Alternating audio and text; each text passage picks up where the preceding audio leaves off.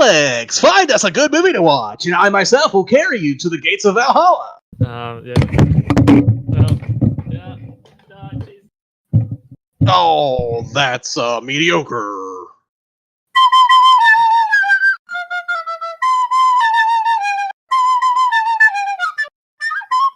Fucking Junkie XL's really hard on a recorder, Garrett.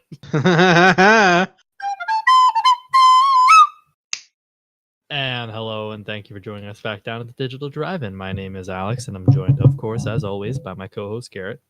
My name is Garrett. And Garrett, we like to watch movies. We do. Oh, that was a trick question because I don't. Oh, well, damn it. What do you want to talk about tonight? Cross-stitching? Yeah, I'm sure. I mean, you got all your classic stitches, like the one that goes across. And the one that gets stitches?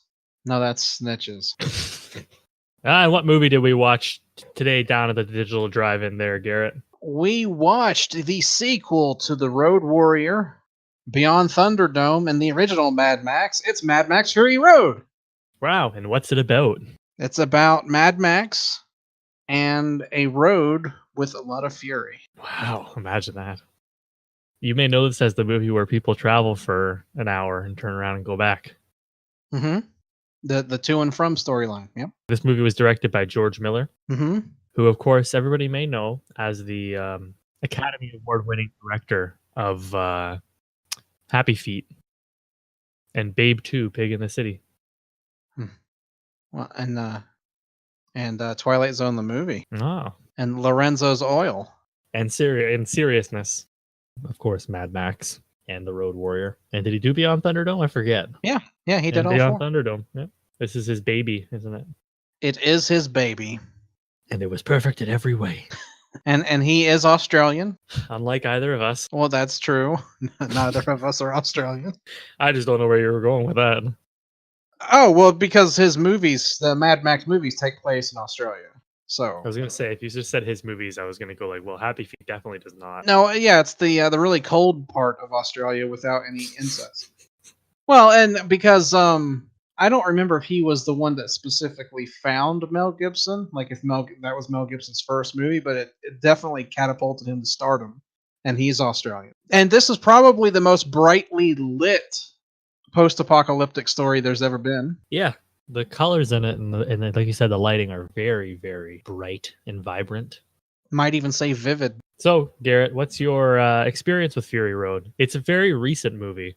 Came out in 2015, and it's the most recent movie we've done on the Digital Drive-In. Yeah, out of the fourth movie that we've done. Yeah, well, the four movies that we've done, none of them came out past 90. The latest one is 1985. November 5th. What? What? Yes, I saw this opening weekend at the theater when it first came out. As did I. Well, there you go. This is the first film that we've done that I've seen in theaters. So we could have literally been watching it at the same time. Probably not, though. Oh, you never know. We could have. That's...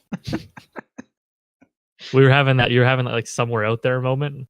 We're both looking at the same moon, but obviously it's not the same moon. Yes, exactly.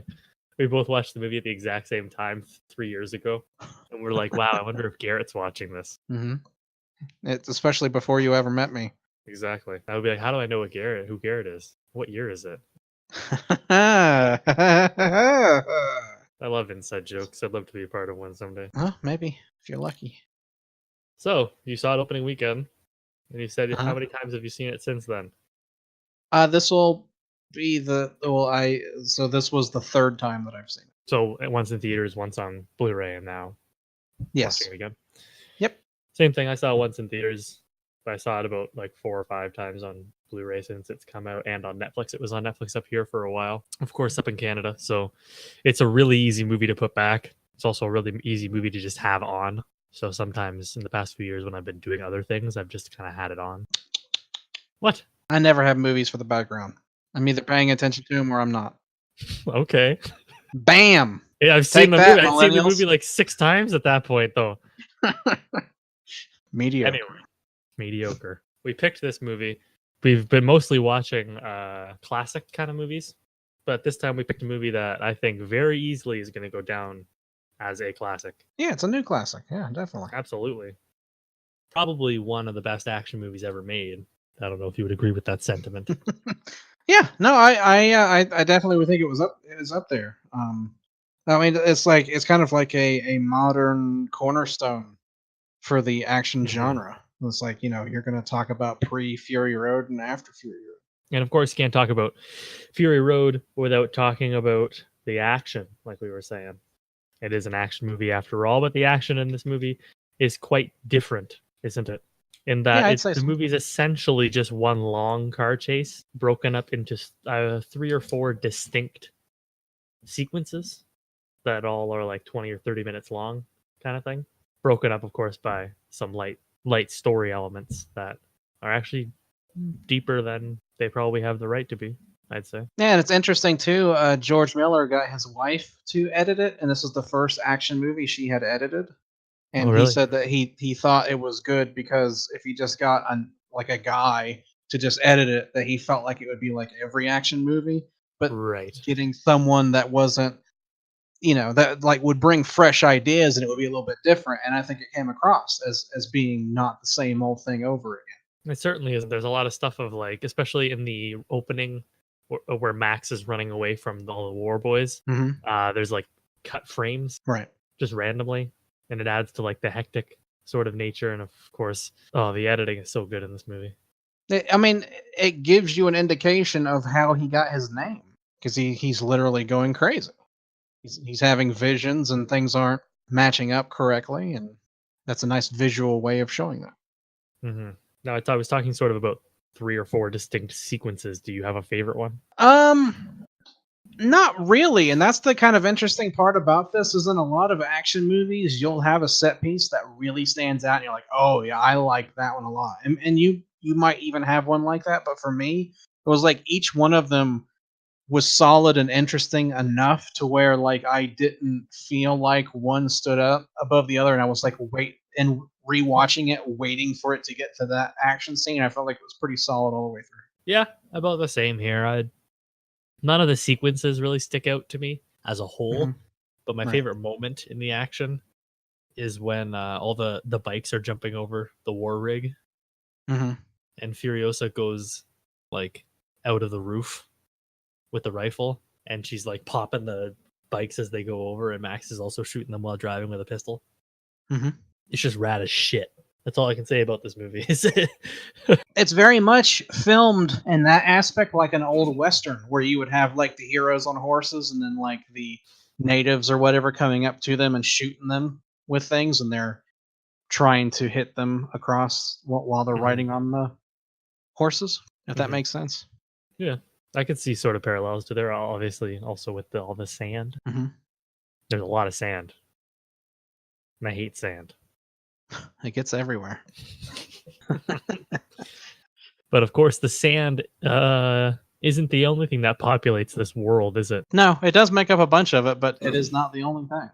In fact, a lot of this movie has a really, really interesting world, and the world building it does is really well done and not in your face at all. I think it feels like a world that's existed for a very long time already, and it feels like a world that would exist after the movie closes.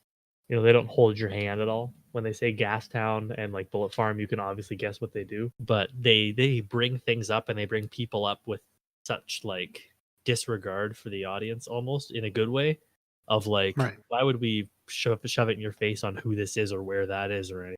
You probably infer it. You can put 2 and 2 together. It treats the audience smartly while building the world, and it's really, really interesting at getting this sort of apocalyptic landscape up and going, because it is very different than the other 3 films. It almost feels like it's set in a completely different world. Right. And I think it's interesting too the fact that they storyboarded everything first. And they had like 3,000 or so, I can't remember the exact number now, but they had a lot of storyboards going out how it would look visually, and they framed it out and figured out where the camera would be and all this other stuff. So it really had a lot of planning behind it and how it would look and how everything would show up on the screen. That's really interesting how much storyboarding there was, because I feel like it's something a lot of people forget about when it comes to movies, and maybe I don't even know if it's done often anymore, full storyboarding. But to fully storyboard an action sequence like this, especially when it's like 2 hours worth, is nuts. That's a Right. lot of work to plan on every single minute detail of the action before going in and shooting it is great. And this movie is a shot 100% practically. Obviously, it's touched up and all that, but for the most part, all of the stunts are legit. Yeah, I think I read that on IMDb they said like 75% of everything you see on the screen is practical, and then Which is awesome. yeah, especially when you consider all the stuff that was actually done in the film. Yeah. It's amazing that it had that much, and like you said, a lot of it is just touch up stuff. It's not like they created an entire thing in the computer, and it was Mhm. just basically almost like an animated movie at that The only point time during they the ever action. did that was the sandstorm. That's Right, the only time that the CGI ever makes the scene. right. It's never like Avengers or anything, or Yeah, I mean, Transformers. How good as Avengers is or whatever. You're never looking just at a computer. exactly. And it's going to be difficult to actually drive into a sand tornado with Yeah. lightning coming out of it practically. So, I mean, You have to find one first. But yeah, it's very, very interesting, and there's a lot of cool things with the action of like all the, like I said earlier, the motorcycles jumping over top of the war rig, or when the guys on the sticks, like at the end, flop yeah, over what and do they like drop call them? Like the grenades in. pole cats or something like that? Yeah, something like that. And they're like they're on really long sticks and they're going back and forth between the car and the war rig and stuff and dropping bombs in them and all that. But you can watch in the behind the scenes stuff on the Blu-ray, like how much of it was actually practical, and even Hmm. building some of these machines are nuts. Yeah. Like some of the cars that they built, giant, massive rigs with different parts of different cars attached to it is cool. And I'm not a car nut, but it's like it's just cool. That's all I can really say about this movie. Or of course the Doof Warrior and his entire rig Hmm. with the electric guitar and the big drums on the back. It's fantastic. Yeah, and that's one of the things that this movie does really well is details because it actually feels lived in. The characters feel like Hmm. they've over time scrapped things together to kind of like make their costume or show it exactly who it is that they are. And I think that kind of stuff really shows in the film when it's like Yeah. And I think all the action is shot very competently as well for how that. frantic it Hmm. is. Right. There's not a lot of movies nowadays that stand up beside this one since it came out. I can't think of very many like action movies that stand as well as this one does. You understand everything that's going on the entire time in all of the chases in this movie and all of the sequences. But at the same time, it's still the editing is so rapid and it still feels so intense and hectic and all that. And I didn't like it's her first movie you said that she edited? The first action movie. She Ah, the she had first done action like movie. Happy Feet and stuff like that. Right, right. But to do a first action movie, she did take home an Oscar for it, so Yeah. well deserved. They spent a lot of time actually doing the stuff in the desert, and I mean, a lot of that had to have been a pain with the dust and how the weather and stuff was and the heat. Hmm. But they actually spent the time. They got it right with the details. There were a lot of practical explosions. There were some miniatures. Even when they did green screen, they actually had some of the best and older stunt drivers that worked on the previous Road Warrior movies uh, and Mad Max. Which that's the other thing too is to compare it. I mean, you kind of almost have to go to Road Warrior, Mad Max 2, it's almost like a soft remake, and I know we'll kind of talk a little bit about that Yeah. later.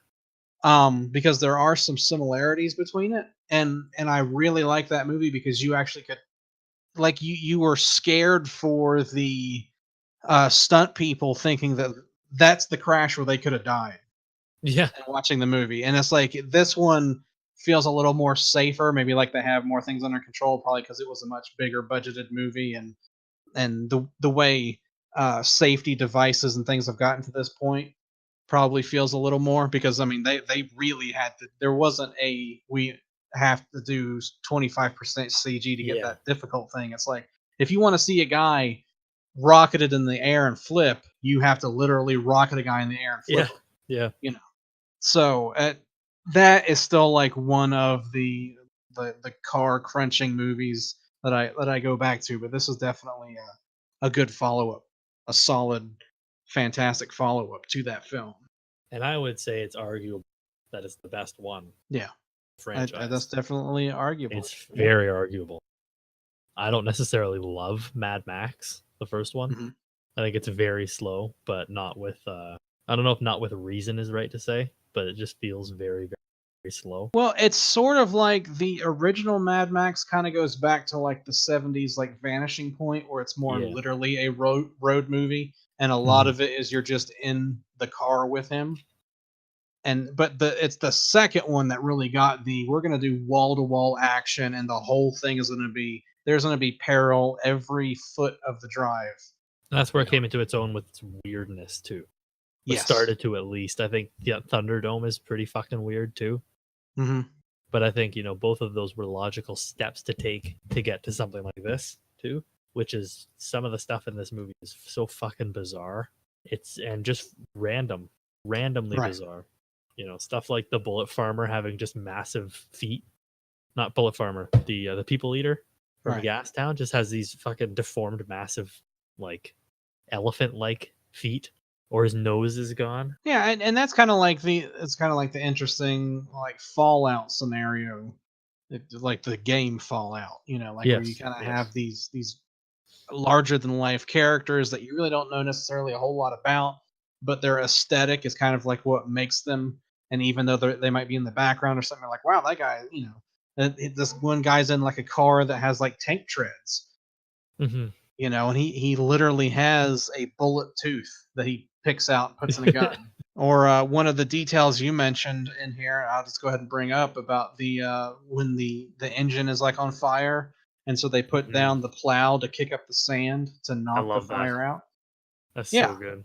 that's a really interesting idea. That like they don't even have to bring it up in dialogue or Yes, explain it's anything just to you. little and tiny, and you go, "Oh, fucking sick." That's cool. Yeah, yeah. So it's like it Like, you makes don't think sense about with. it, but when it Mhm. happens, yeah, it's logical. Like you said, it makes sense.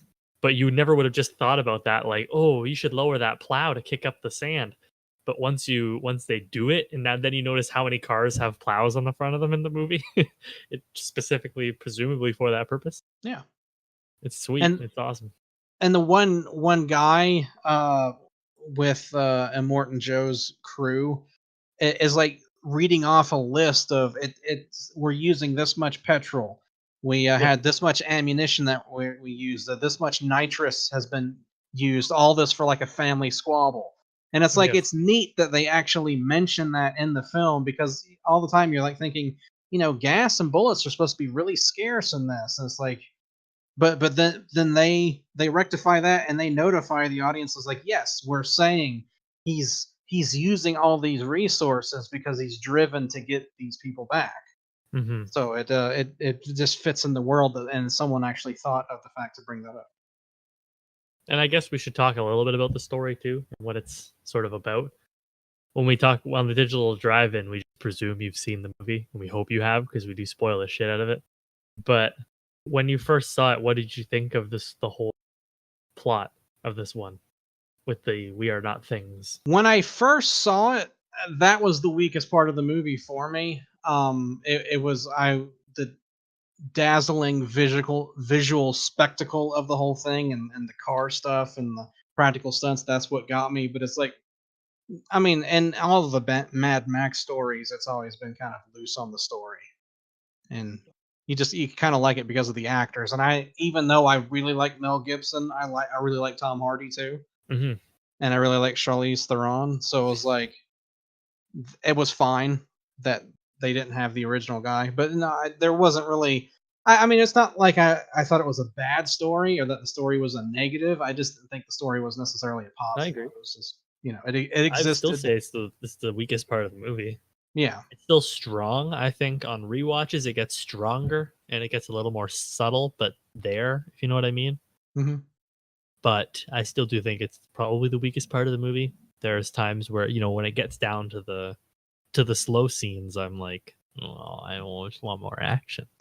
But obviously they have to break it up just a little bit. And I think this movie's paced incredibly well by breaking up the action.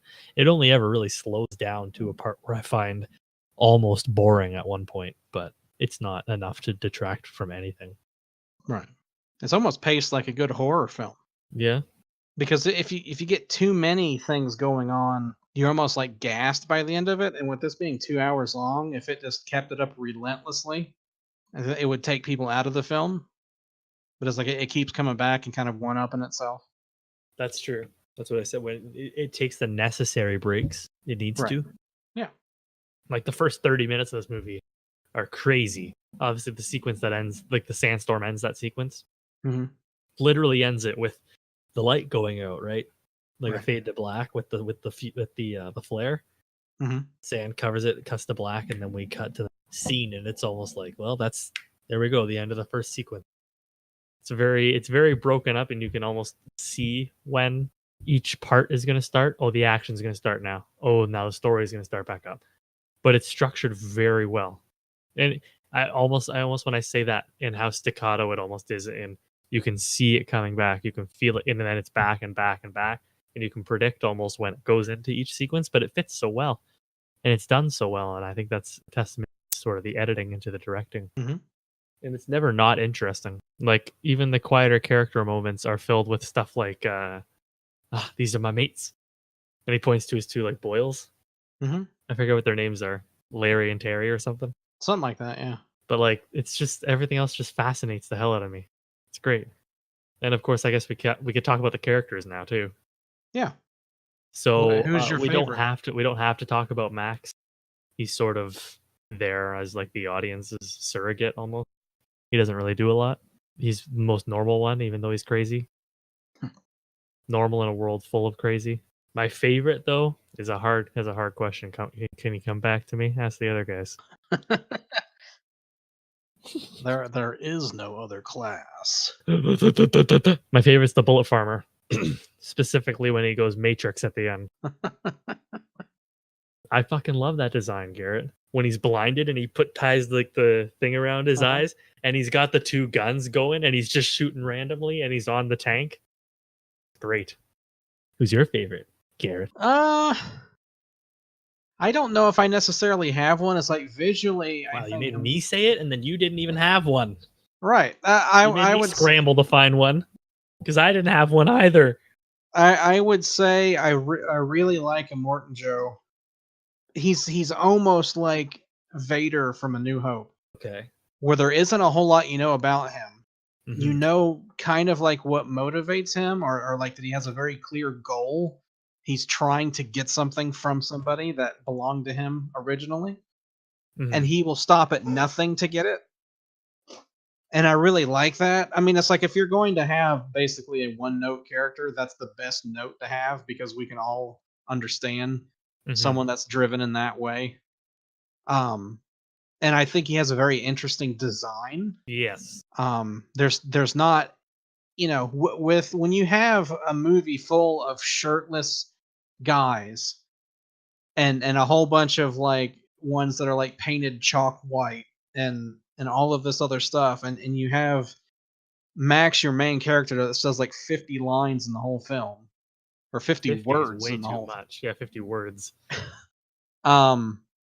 And then Immortan Joe, which probably says about the same amount. Nuts bait. The very popular meme. I'm sorry, May. So it's like I think it's very interesting because he has like the breathing apparatus like Vader. He has like this costume that makes his muscles look bigger. He has the long flowing white hair and the crazy eyes. Shitload of boils. Yeah. And like deformed skin underneath his armor. Which is exactly what you would expect from, and it's like he's kind of like a crazy dictator, basically, which our current political climate in America, you could definitely see a lot of stuff in that. Well, I want to get back to that because we can go into that too, but you were talking about his breathing apparatus, and that's such an interesting mask. Yes. That mask is so cool, but the design of it, I don't understand it either. All right, yeah. How does he open it? Because it's closed most of the movie, right? As if it's just like for looks. But then at one part, it is open. It is open when what's her name? Splendid is killed and he's holding her. The mouth is open and he's screaming. Yeah. Why is it open? What's the purpose? Yeah. Does it amplify his screams? Does it make Who it louder? knows? Is it just to make him look sad or angry? Anyway, it's really cool. It's a really Yeah. cool mask, and I want. Well, I mean, it's like the clear cover for his body that they put powder on and stuff first Mhm. has like military badges Yeah. and war thing. It's like it's really interesting, all the little details that aren't necessarily ever explained or brought up in any other way, but it makes it seem almost like Dune. It's some type of like fantasy science fiction story that has its own little explanation for things, but you don't necessarily have to know what it is. Mhm. It's just And it, great. yeah, it just seems like out of everyone, he just kind of like has the most unique details. Yeah, which I think is important too. Right. I think that was in the intention of Miller to create this very bizarre and scary, frightening, unique, and cool villain. So something you actually feel intimidated by when he's coming up.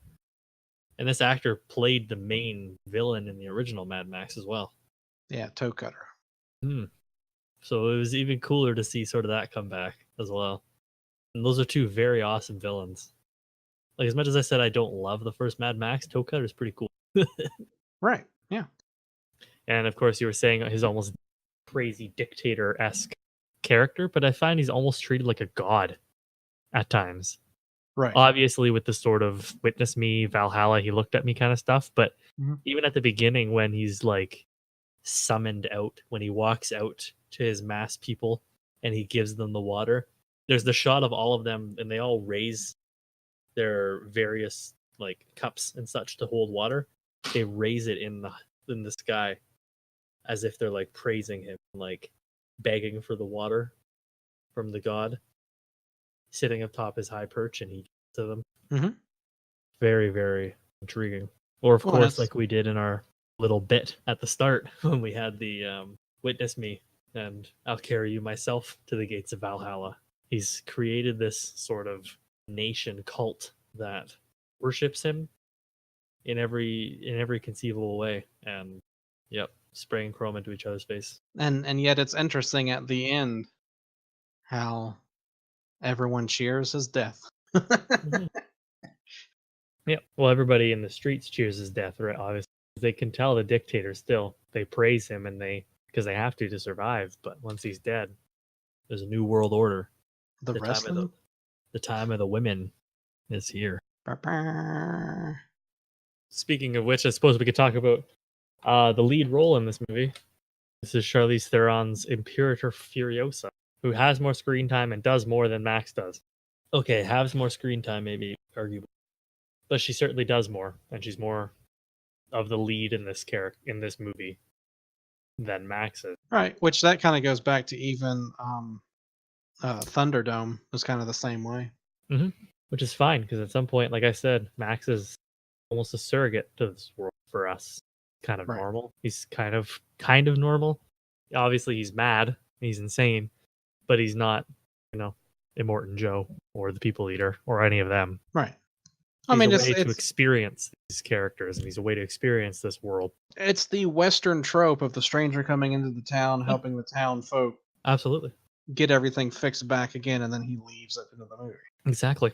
But I think Furiosa was following her was such a smart decision for this movie. And it did have that empowering nature, obviously, as well. I mean, neither of us can feel empowered. But as unless you can, Garrett, as a woman, do you feel empowered? Yes. I mean, that's. I mean, okay. To be honest, it's like as a kid. I mean, like He-Man wasn't empowering, even though he was like a 300-pound muscle builder. I mean, I wasn't gonna grow up to be that either. Well, You not with know. that attitude. No, but I mean, it's like when I was a kid, it didn't matter if it was Superman or Mr. T. Hmm. It's like there were people that I was interested in as a kid, and I didn't necessarily even have to see myself being the person Yeah, to feel like I could get the point of the film as you know, that's true. help people out. You can do it. That kind of a thing. It's like it doesn't matter who the person is because the problems that they're going through are problems of humanity. True. Yes. And I don't get why people can't understand that. Me neither. But you know.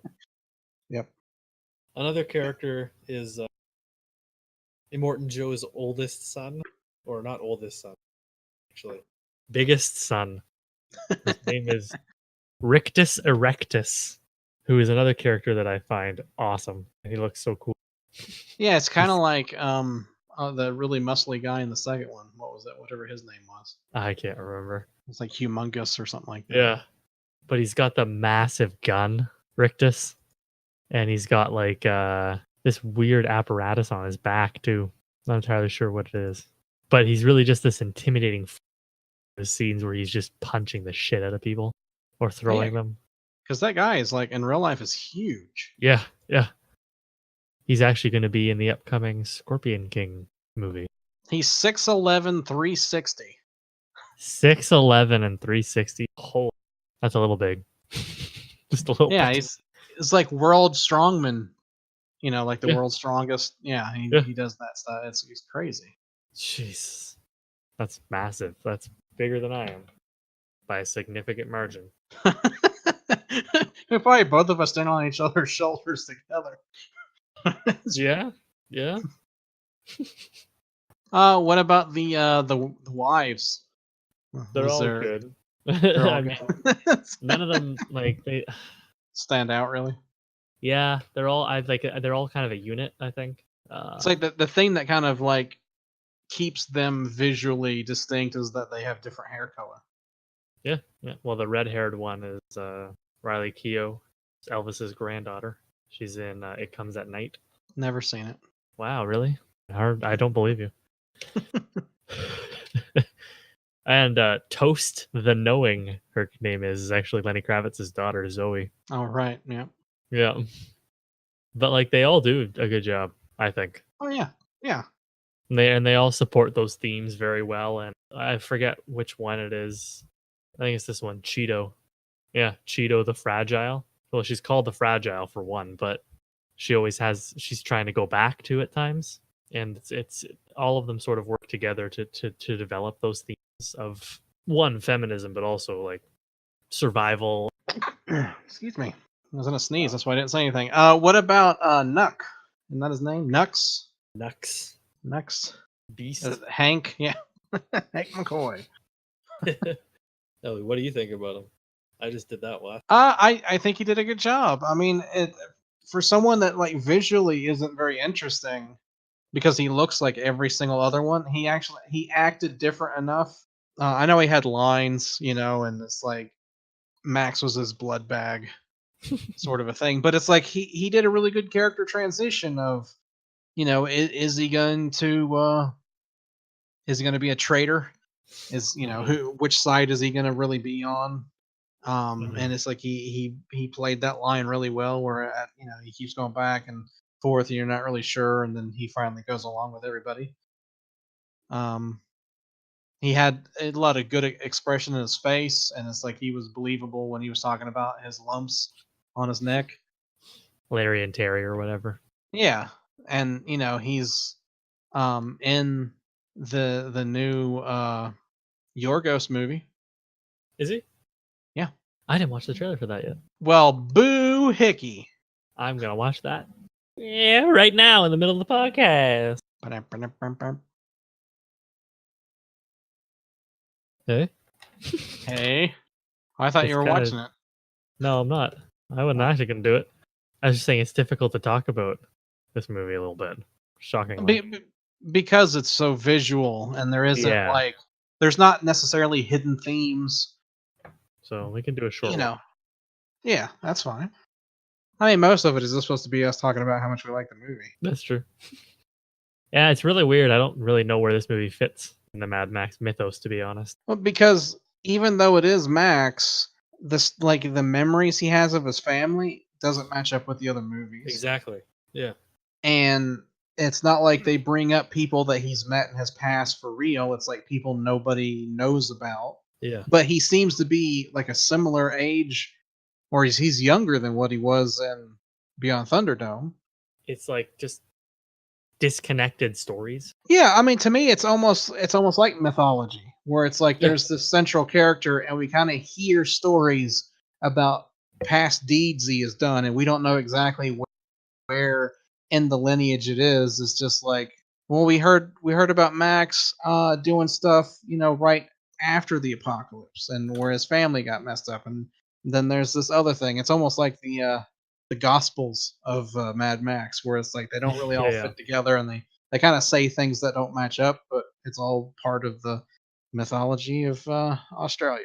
It's almost like that theory where in the Road Warrior, it's just like the campfire story kind of thing Yeah.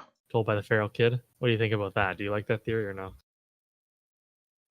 Well, I mean, the theory's fine. I think it's one of those things. It's like, yeah, the James Bond theory of 007 is actually like James Bond is a code name, and different people can take that moniker. Mm-hmm. But then, like, if you actually pay attention to what the story itself tells you, is like that wouldn't make sense with M and how old she is and all that stuff. So Yeah. Well, they busted that in Skyfall anyway.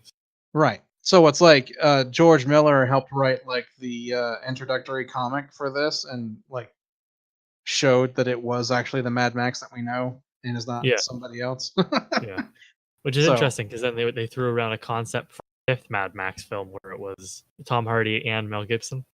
I had heard the rumors for that when this Yeah. after this one going to come out that they were going to do one with both of them, and I wasn't sure how that would be. Well, and it's like originally this was planned to be filmed like right before 9/11 Yeah, happened. this was going to come out like in the 90s originally. So it's like it's something that had been cooking for a while, so it wouldn't make sense for them to, like, while Mel Gibson was age appropriate, to shove him out of it and do something else. Yeah. It's like it's Well, sort I of mean- like with what's that? Oh, sorry, I interrupted you. You go. No, there's no reason for me to talk about Twin Peaks again. So No, do it. Go back. I mean, it's sort of like how the Twin Peaks is, where it's like some of the stuff was like rectifying story changes that they wanted that they weren't able to do before, and some of it is a continuation.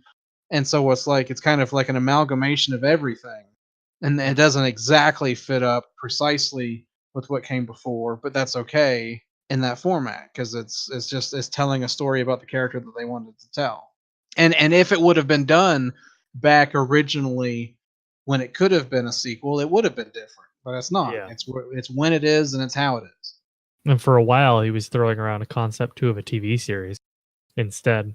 I think it was Yeah, I in don't think the budget wouldn't 1986. have been there. Yeah. In 1986, yeah, he was no, a little bit before 1986, he was planning on doing a Mad Max TV series, and the role of Max was to be reprised by John Blake, I guess. Blake was involved in an accident in 86, and the series fell through. This is what I'm reading, but it's on the Mad Max wiki. Who is John Blake? That's what I'm fucking wondering. It said the word reprised. The thing is, John Blake is Joseph Gordon-Levitt's character in The Dark Knight Rises. Is it? Yeah. But is there another John Blake? John Blake apparently is an actor. Well, yes. I've never seen him in anything. Yeah. Oh, but the TV series at one point too, Mel Gibson was offered. Actually, the TV show was abandoned, and they were going to do a movie again instead. Mel Gibson was apparently offered insane amounts of money to come back, but he did Lethal Weapon 4 instead. And then Michael Biehn was actually to have been approached for the role. Isn't that a character in Batman? Oh, fuck. How do you pronounce that? Is that how you pronounce it? Or is it Bien? Yeah, Michael Biehn.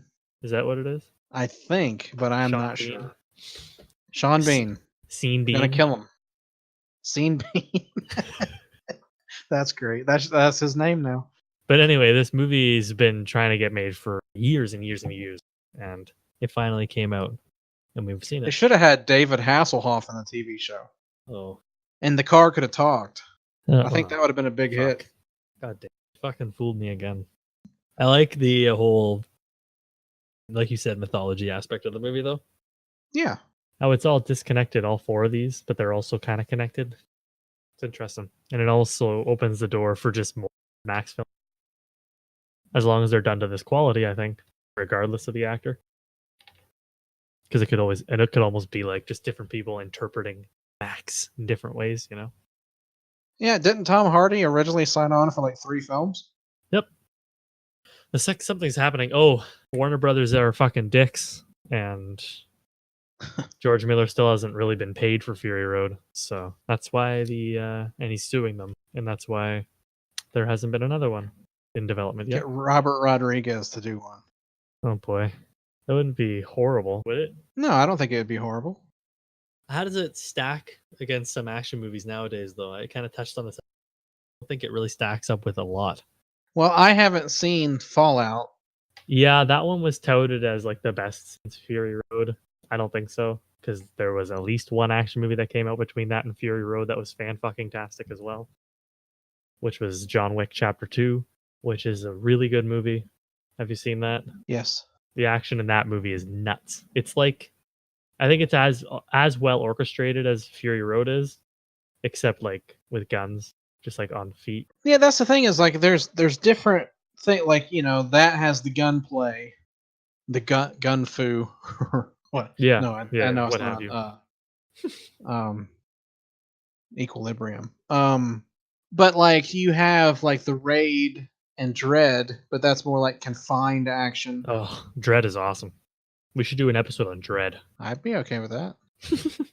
I mean, there's like superhero movies, but a lot of that is like complete CG. Yeah. Well, like the Raid came out before this did. Sure. I haven't But seen it doesn't Raid have 2. like the set pieces like this stuff. Yeah. You're saying since like I guess around that time, yeah, the Raid, this, like John Wick 2. I wouldn't put it really any of the superheroes. Maybe Winter Soldier. I don't know. Just in terms of pure action, like they're also computer generated. Right. Which isn't bad, but like that's not what we're looking for. We're talking about Fury Road and John Wick and the Raid and all that and Fallout and how real they all are. Right? Something like Infinity War is 99% CGI, as good as it is. I mean, one of the better car movies, and just for the car stunts themselves, is Need for Speed. But that did horrible, and a lot of people don't even like it. For the technical aspects, there's so many things in that movie that is, I think it's an unheralded movie. But I can understand why people don't like it. It's just boring, Garrett. Well, that's fine. How about Baby Driver? And that's the thing is like Baby Driver. Other than the very opening car scene, there's nothing else in that movie that were as impressive at all. That's true. I think the Bourne movies have more impressive car things than Baby Driver. Sure. Not the most recent one. No, only the original trilogy. You can throw out the Jeremy Renner one too. I would like put Jeremy Renner's as like kind of there. That one's okay. Yeah, it's okay. The new one is garbage though. It is garbage. Complete. I saw that at the theater too, and I'm like, man, just stop making them. So did I, and I got really mad on the way home. Damn it! You brought him out of retirement to make a shit movie. You didn't even do it well. You need a certain amount of budget in order to pull the stuff off, and it's going to be hard to give anything new that amount of budget. Mm-hmm. So it almost has to be a sequel or a dredged up film from the 80s that they're making something for or rebooting. And I don't see that happening. Because like the new Predator movie doesn't look like it has that kind of budget behind it. Yeah, so I would just go ahead and say this is probably the best one.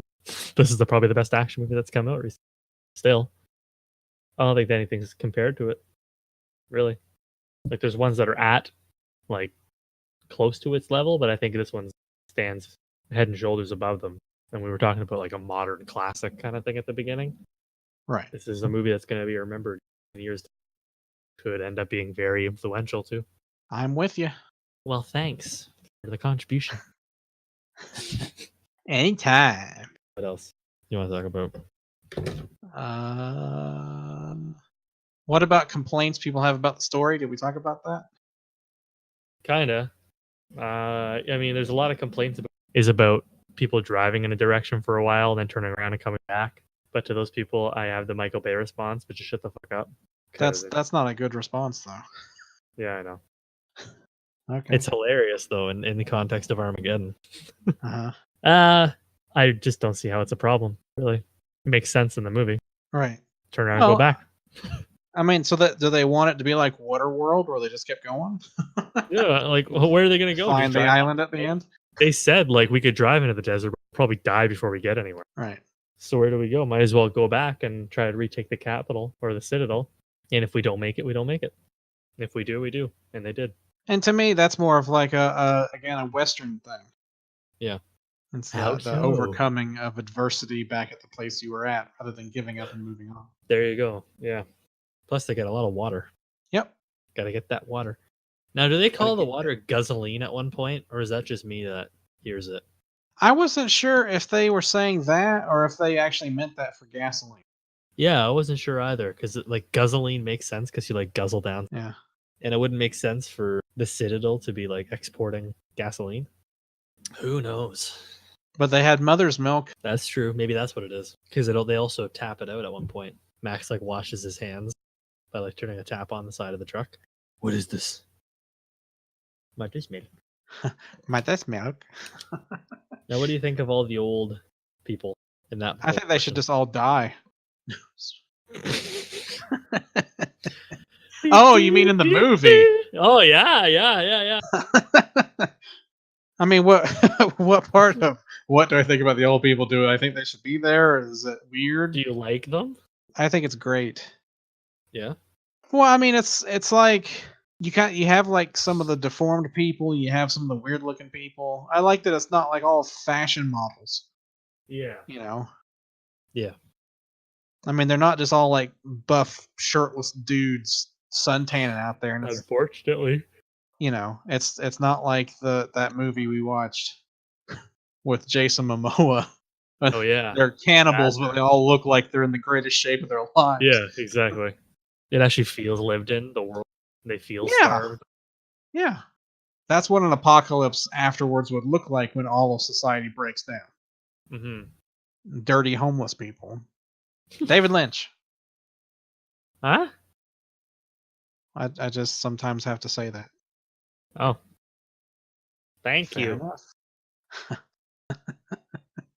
Sonny. Get a good look, Sonny. Well, if you got nothing else for me, Garrett, like you never usually do, I guess that'll be it. I don't do anything. That'll be it for today's episode of the Digital Drive-In. Bam, bam, bam, bam, bam, bam. Oh, that was almost you know, like the Mario. Yes. As always, Garrett, you can find us here at the Digital Drive-In every single week. We watch movies that we love. We talk about why we love them. Sometimes the episodes go on for a really long time. Sometimes they go on for a short time. Actually, sometimes they're mostly just in the middle. I don't know. They've never really been really long. We haven't had any 2 hours yet. Waiting for the movie that gives us the 2 hours. I lie constantly. You should know this by now. That was Mad Max Fury Road. I like pudding. Next week, we're looking at the 2006, 2007. I don't forget what year it is. 2006. Although you should definitely just say it if you don't remember. James Bond 2006 film Casino Royale, which is not the one with Sellers. It is the one with Daniel Craig. Directed by Martin Campbell. Yep. I was trying to remember the name too, so I'm glad you did. And of course, that one has the Bitchin' soundtrack, or the Bitchin' song from Chris Cornell, R.I.P. So we hope you'll join us again next time on the Digital Drive-In. As always, leave a comment or whatever if you want to. Never mind. Okay. Ring the little bell to get like all and notified. subscribe.